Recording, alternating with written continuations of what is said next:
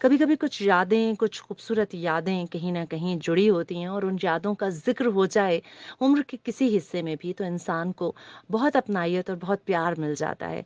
आज एक तकरीब रूनुमाई थी, मेरा ज़माना मेरी कहानी, इस किताब की लिखारी हैं मोहतरमा महापारा सफदर, जो कि आपको यकीनन याद होना चाहिए कि पीटीवी के उस दौर से ताल्लुक़ है कि जब चंद हसीन चेहरे खबरनामे की सूरत में आते थे और आंखें झपके बगैर खबरनामा देखा जाता था और समझा जाता था क्या तलफ़ुज़, क्या अंदाज़ और क्या अदायगी हुआ करती थी।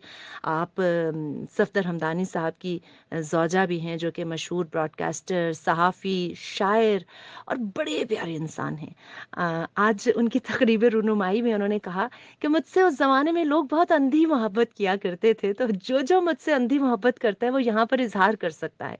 तो मैंने जाके कहा कि जी मैं आपके शौहरे नामदार से अंधी मोहब्बत करती हूँ, और मैं इज़हार करती हूँ कि मैं उनकी बहुत बड़ी फ़ैन हूँ।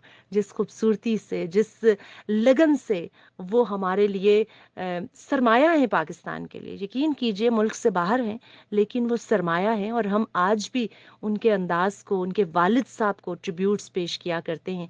तो महापारा जी की इस किताब से बड़े ही ऐसे वाक़यात मंसूब थे। और आज जब मैंने उनसे सवाल किया कि पाकिस्तान टेलीविज़न से जब आपने वाबस्तगी आपकी थी, 80s का दौर था, पहला चेक आपको कितना मिला था? तो उन्होंने बताया कि 25 रुपए का।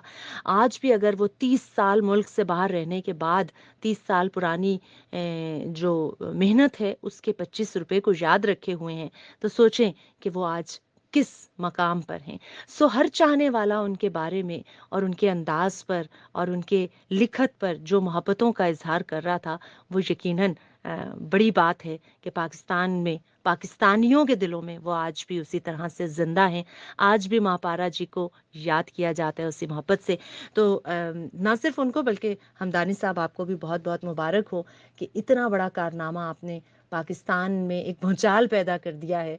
और कहने वालों ने आज की तकरीब में ये भी कहा कि शहाबनामा के बाद ये दूसरी किताब है जो तारीख़ के उन अदवार को खंगाल रही है जिससे हमारी दूरी रही है, और इस किताब को पढ़कर हमें आशनाई हुई है। सो सलामत रहें, और ऐसी बहुत सी किताबें, बहुत से एडिशंस आते रहें, और आपका ज़माना, आपकी कहानी को हम ज़रूर जानेंगे।